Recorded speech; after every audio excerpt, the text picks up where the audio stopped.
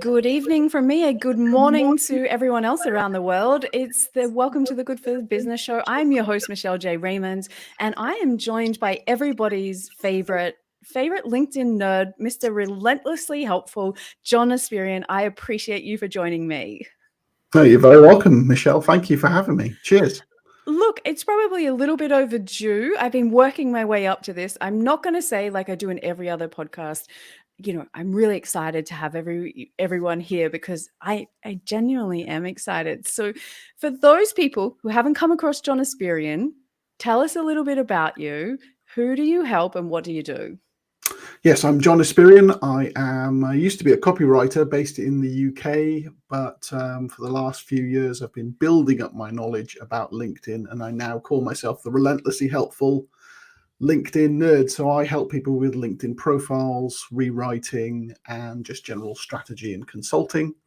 And I help small business owners, solopreneurs to just get a better online visibility. And now I've started my own community called Espresso Plus. So that's what I'm focusing on at the moment. And tell us about Espresso Plus, because we're down to the last 53 places are available in Espresso Plus. So those that are listening in, do not sit back and wait, because once these doors close, they're not opening again. It's like the coolest nightclub that you want to be in on LinkedIn. Sorry, Travis Lochner, yours isn't it on Fridays.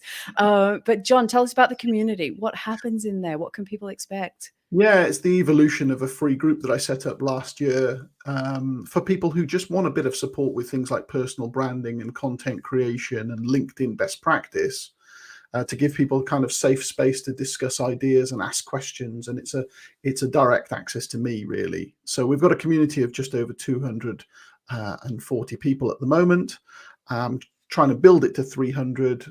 We chat every day pretty much, and then I do like set piece content where I'll just review people's posts, and we'll have live Q&As, and it's a really good bunch of people. But I want to keep it manageable so that I do everything myself.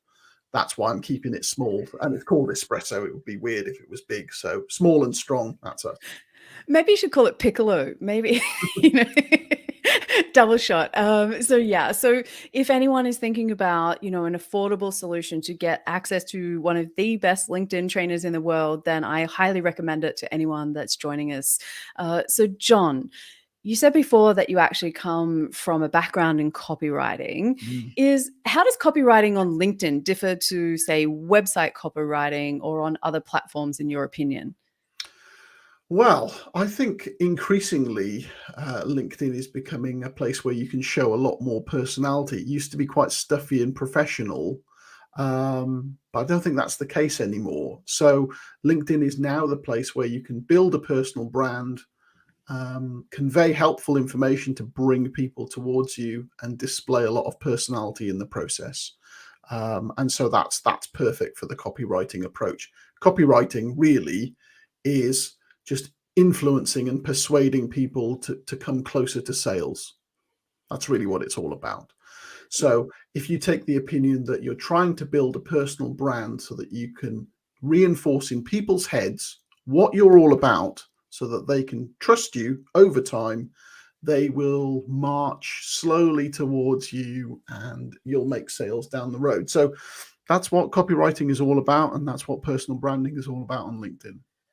Now, today we're going to be talking about making LinkedIn content memorable, because there's posting for the sake of posting. There are probably some people out there that have been posting for some time and feeling like they're not getting anywhere, like they're just spinning on the same spot. Yeah. 830 million people on LinkedIn now. Hey, that number is growing, and it's just a huge amount in a feed that's literally the same size. So competition is fierce. So I wanted to give those people that are joining us today some of your best advice. So when it comes to creating content, let's start with one place. Is it best to have a signature style of content that makes me memorable, or should I mix it up a little? I would always recommend mixing it up a little, even though one type of content might perform best for you. I think if that's all you did, you risk maybe boring your audience. So for example, I'm a really keen tracker of my stats.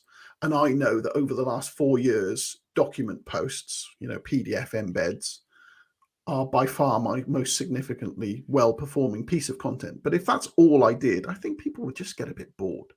So I think you should try a bit of everything to mix it up, unless there's something that you're really not comfortable with. Like, for example, if getting on video is just your worst nightmare, then that's going to come across, in which case maybe you could sidestep that. But I would try all the other types. But what's more important than the type of content is actually the message that's coming across. So every time you show up, whether it's a text post, a document, video, it should be in service of whatever your core value proposition is. And that's the whole idea behind Content DNA, my book, which is to define what you really want to be known for. Like in your cases, it's very clearly LinkedIn company pages. And so pretty much everything you do is in service of that. You've written a book about it, you post about it on your personal and your company page, and you're the go-to person for company pages. If you were doing loads of other bits, like saying, oh, and I do Instagram consultancy, oh, and I'll help you fit your kitchen cupboards, and who knows what else, well, I'm not going to remember you. So making things memorable really is being intentional about what you want to be known for. For me, this whole relentlessly helpful thing is something I just drill home in every case that I show up. And it means that people repeat it, and therefore they must be remembering it. So that's the point you want to get to, is where people say it back to you, then you know you're onto something. I was watching a really cool LinkedIn Live from the LinkedIn marketing team this morning about B2B branding and content. And there was a lady that used to work for Coke, and she said with their content, they have roughly, and forgive me if the numbers aren't exactly right, but let's call it 70, 20, and 10 with their content. And how they actually do it is 70% of their content is, let's just say, predictable. It works. It's been working for 100 years. It's what we all know and expect. Then they've got 20% where they're looking and trialing things, where they're going to tweak it and see if, they can make it a little bit better, see if they can improve it. And then they've got the 10%, which is the stuff you're not sure whether it's going to work, but they've got to try it and just see if something's changed with their audience. And that really, was something I'd not thought about before. I'm with you. I think mixing it up is important. And the reason that I've become really aware of that, I personally am going to be the last person on the face of the earth that is going to listen to a podcast, which is ironic given that this will be a podcast. Now, that's because listening to things puts me to sleep. So I love the talking part of the podcast, but listening to them, it's not for me. Give me the transcript of the podcast. I love to read it. No problems. And same, probably more likely to watch a video. So if you think about your community, everybody's got a mix of all kinds of people. So for me, the mixing the content is so that I don't just focus in on the one type of person and miss out on all the other types of, people that enjoy different types of content. So I just thought that was like really interesting and a different way for me to look at it and go, yeah, this is what I'm known for. This is my particular style. I'm probably a text and image person is my preferred content style. Obviously, I love a good LinkedIn Live and a LinkedIn newsletter, but for the most part, I would say text and image is my favorite. But, carousels perform really well. I get the similar kind of stats back as what you do. So there's a couple of important things there. One of them is, if you can get on video, that is the most extensible content format, because if you start with a video first content approach, you could turn that into a podcast, you could turn it into a blog post through a transcript, you could turn it into social media snippets and images. So it's the thing that branches out most into other forms of content. So it's the most efficient way of starting if you can stomach the idea of being on video. And I personally couldn't at the beginning. I hate the sound of my voice. I don't particularly want to sit here and stare at the camera and then have to watch it back while I edit everything. But what I found was, over time, I'll share my secret, and what got me past that initial, this is craziness, is the second that I stay in my head worrying about, what do I look like? What do I sound like? Am I getting this perfect? All those kind of noises that spin. And I move to, there's someone out there that needs to hear what I've got to say, because I'm going to help them grow. I'm going to help their business grow. I'm going to give them some of my knowledge that will make their life easier. The second I focus on that, the rest of it disappears. So Mhm. I know when I'm listening to what's going on in my own head about me that all I need to do is stop and go, why am I even doing this? I create this show to help other people grow their businesses. That inspires me, and that just, lets me resonate with my audience and really get it out there. So, Yeah. The um, the other thing you said that I want to pick up on about experimentation and leaving some gaps to test stuff. You need a space to do that. So for me, my LinkedIn personal profile is the main attraction, right? I've got more than 40,000 followers there. I don't want to mess around with that too much. But then I'll use something like Twitter or my LinkedIn company page as the kind of fringe theater where I'll just test experimental stuff and see what flies. And then I can build that into my the main column, the main attraction that I'm trying to build. So keep one platform or one avenue available for experimentation. It's really valuable as you grow. if you have an idea for a post, and we've got a question that's come through, if you've got an idea for a post today for whatever topic, how do you decide whether you're going to put it on a carousel, maybe just a text only, or record a video? Do you have a process for deciding what ideas go with what formats? Not particularly. It just feels as though I'll just pick whatever I think will convey the information as efficiently as possible. Sometimes something is really best described on a video. It would take you ages to write out steps, but if you can just say on this screen you press this, that might be a 20-second video. So it's all to do with context. But and like I say, I do try and mix it up a little bit, so I'm not. If I've just done 5 videos, well, maybe I'm not going to do another one for a little while. Yeah, mix them up. And there's that whole batching versus not batching. So for me, sometimes I go through a run where I'm enjoying a particular style, and then all of a sudden I have to catch myself and go, we're going to mix this up a little bit. Yeah. So we're going to mix this thing up. So we're covering a wide variety of people, different styles of content. As far as formatting goes, John, you're a copywriter by trade. How can you give people tips where they can actually get formatting tips on their posts that will help them stay memorable? Okay, so you need to use white space as much as possible. Long sentences lead to long paragraphs, and that can really put people off, especially given that LinkedIn has said that 70% of all LinkedIn traffic comes through mobile. And so even a moderately long sentence there can look like a huge paragraph on mobile. So break your sentences and paragraphs up as much as possible. And if there's a complex word that you could use, try and use a simpler word instead. Strong verbs at the start of a sentence can feel a bit punchier and feel as though you're getting to the point a lot quicker. And people will appreciate that. Even if they're not conscious of it, if you could reduce, let's say, the number of words in a post by 20% without removing the detail of the message or the personality that's being conveyed, people will subconsciously appreciate that, even though they're not aware that you've done it, but it'll just feel easier to consume. So that's a big one. If you can use visuals to support the text, like maybe a really simple graphic could get rid of a whole paragraph of text. If you can do that, then do it.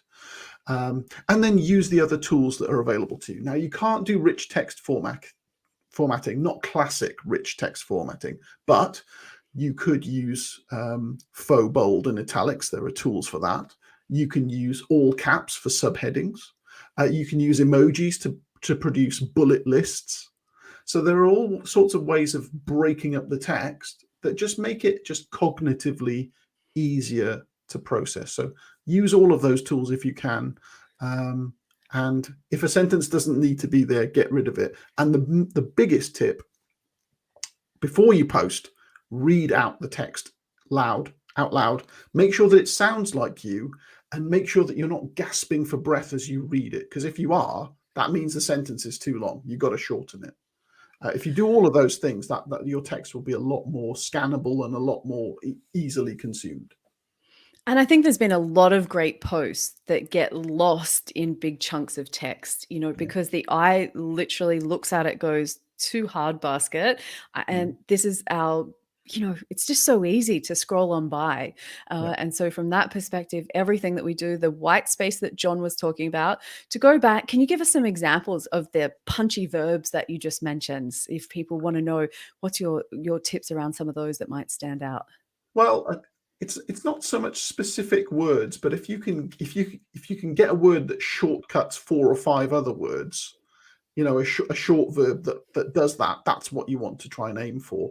And particularly if you can do that in the first 3 to 5 lines of your post, that will encourage more people to click the see more link, and then you get more visibility off the back of that.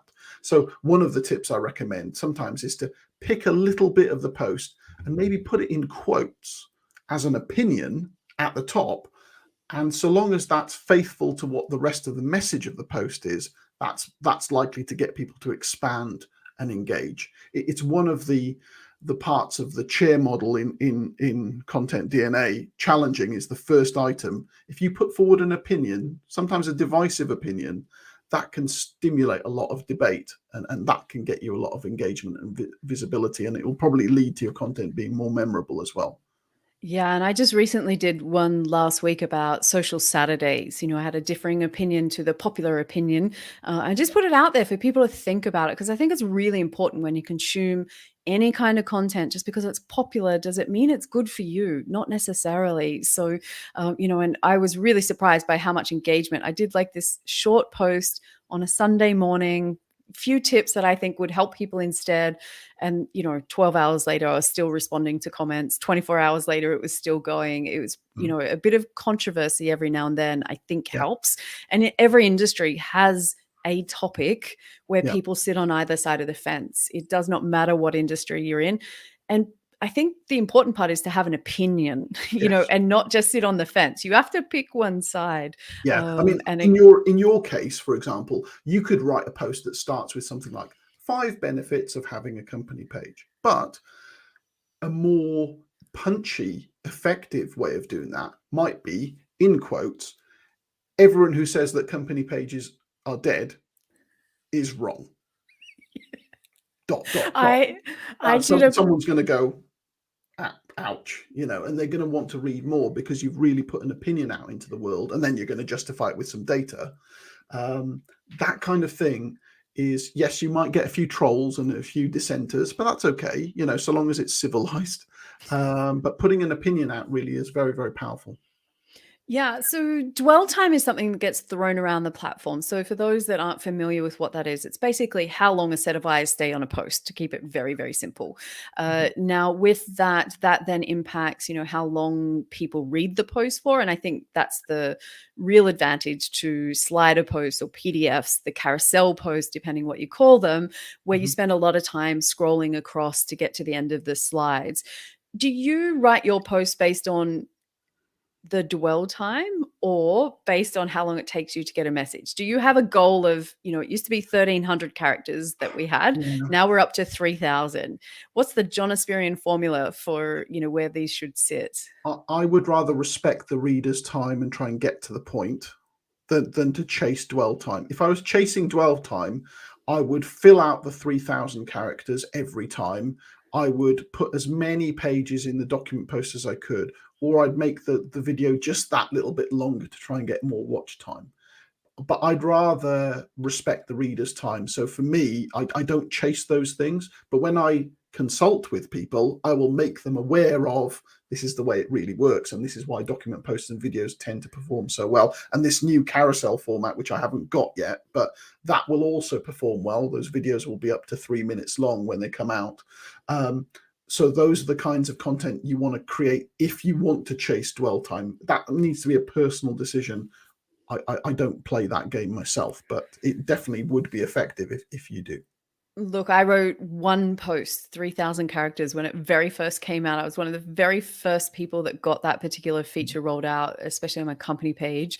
And by the time I'd finished writing it, I didn't even want to read it, and that was the whole story behind the post, is like, oh my God, are you still here right at the end? Because it's a lot. And so I'm with you. It's like, what length do you need to actually get the point across, give people value, but not take up too much of their time? No one's got time to be having a masterclass in a post while we're just scrolling through the feed. So, Yeah, I mean, it still can be useful because, for example, if you can pack in the information you want to convey in 3,000 characters, and you can do that instead of pointing them to an external link to your blog post, on one hand, you're thinking, oh, yeah, but I want the traffic to go to my website. Yes, but if you can serve them where they are with all of the information that they would have got from clicking away, you're actually winning there. So there are definitely use cases for using that space, but don't use it just because it's there, because chances are you'll write an extra paragraph you didn't really need, or just bloat out some sentences, and no one's going to appreciate it. So if it's lean content, fill the 3,000. That's cool. If you've really got value to hit in those 3,000, brilliant. It probably isn't that, though. So just be careful.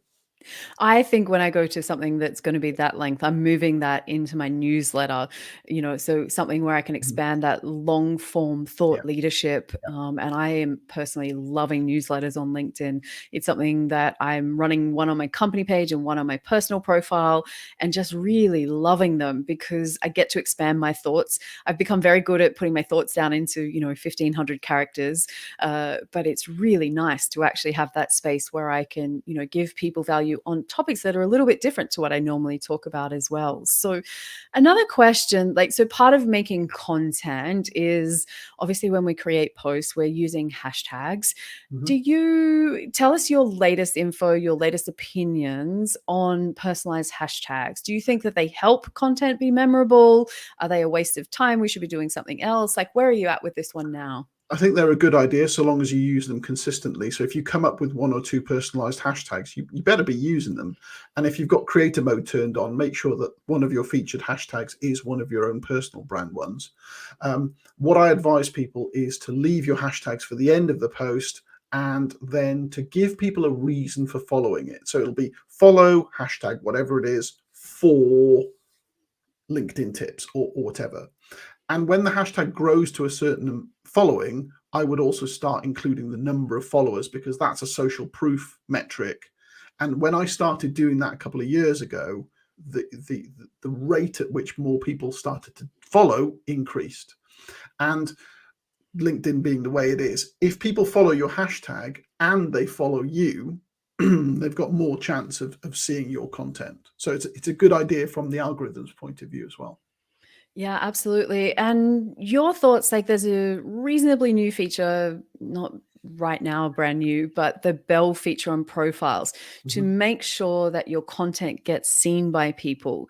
Do you think that that's a good idea? If you've got any instructions around, don't go and press it on everybody's content, is there any guidance that you would share?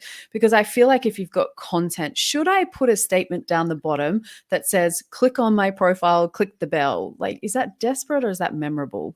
Yeah, well, I don't think it's memorable. I'm seeing a lot of people doing it. I think if the content is good enough, then people will do that anyway, although there is a bit of an education piece that some people don't even know it exists. So I'm not against doing that occasionally. Everyone I've spoken to this has had the same experience, which is they clicked loads of bells and then they slowly unclicked loads of bells, to the point where now most people who use the feature are probably only got the bell clicked for 2 or 3 people, because it's a notifications burden. Remember as well that whenever you repost something, which is another new feature, that goes into people's notifications, and it says that they reshared something, which isn't actually true. They reposted it. So if someone has clicked your bell and you're going repost, repost, repost, you're sending lots of notifications out, and those people might go, that's not valuable, I'm going to unclick the bell, and they might even unfollow you as well. So just be careful with the amount of content you're putting out if you're encouraging people to click your bell, because it might be overwhelming for them. I found that, and I think that leads perfectly into the next question that I wanted to ask you. Can you be memorable with your content for the wrong reasons just as much as the right reasons? Well, yeah. I mean, if you put out opinions that that you can't really back up, you're just saying something because it sounds cool, like, hey, it's Pride Month, let's put rainbows over everything. But then we'll not have a equal opportunities policy for hiring people. Well, there's something not right there. So you're going to get called out. Someone's going to notice these things. So what I would always recommend people do is spend some time thinking about what your foundational brand elements are, what I call the content DNA building blocks, which I recommend everyone should have 4 or 5 of these things.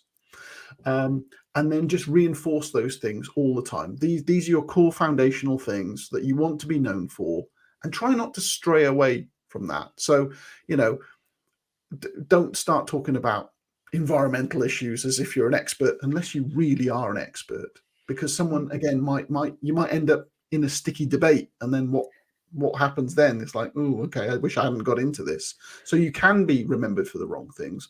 And also, whenever you challenge people, just make sure you're challenging their ideas and not the person themselves, because people see your comments and they'll see who you're associating with, and they'll see what you're saying, and they might just silently unfollow you or not connect with you, or tell other people, have you seen this?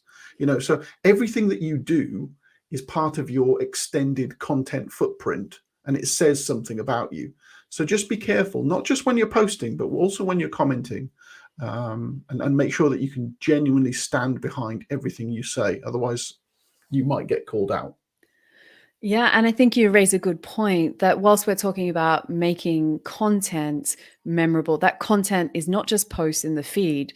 That could be your direct messages, that could be your connection requests, that could be your recommendations that you leave people, your comments. There's all kinds of different ways that form, the total content that you put out there. So, and you can't be one thing in the feed and then something else everywhere else. If you're saying I'm really, really nice in the feed and then I'm really confrontational with every comment that I put out there, they don't line up. And the second that they don't line up makes people really question what you're up to. So just remember, every time your hand is on the keyboard, or your mic is live, or your camera is on, that's probably being recorded somewhere on the internet.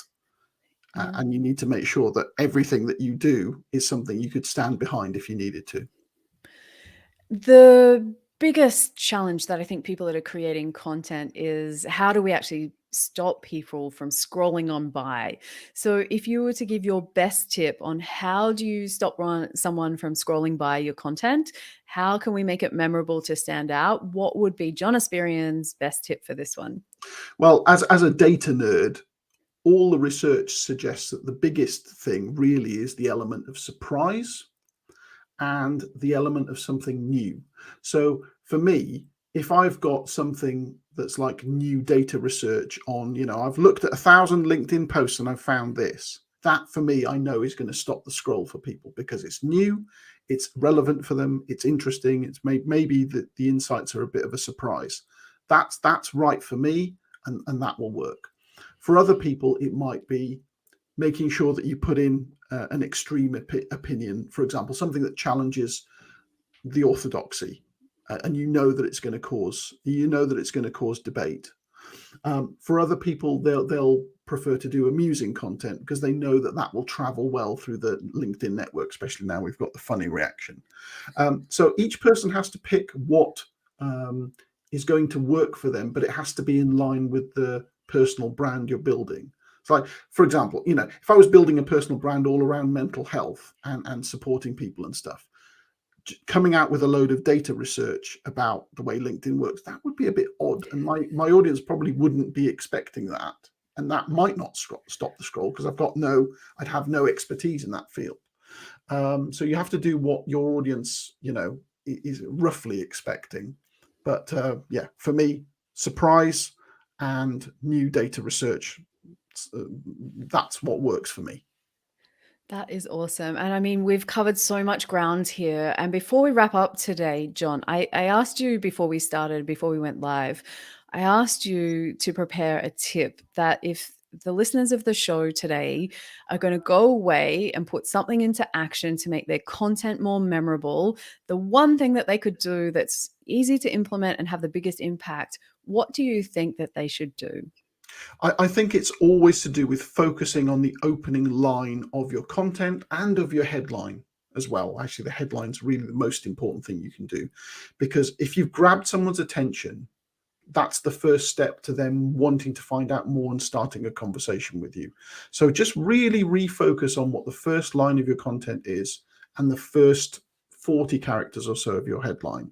If you can get those tight and get those interesting and relevant and memorable, differentiated, that's the route. And for me, relentlessly helpful has been that. Takes a while, maybe might take a while for you to get there, but that's what you want to be shooting for.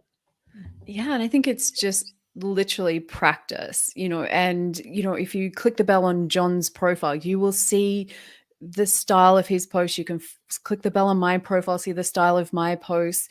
I think the thing to do is, whilst they're examples, don't try and become a clone of John or I, because what happens is, and that you see it all over the platform. And I joke sometimes that I'll do a Justin Welsh style post. There's a particular formula, there's a way that he writes. It's really effective, but it's not me.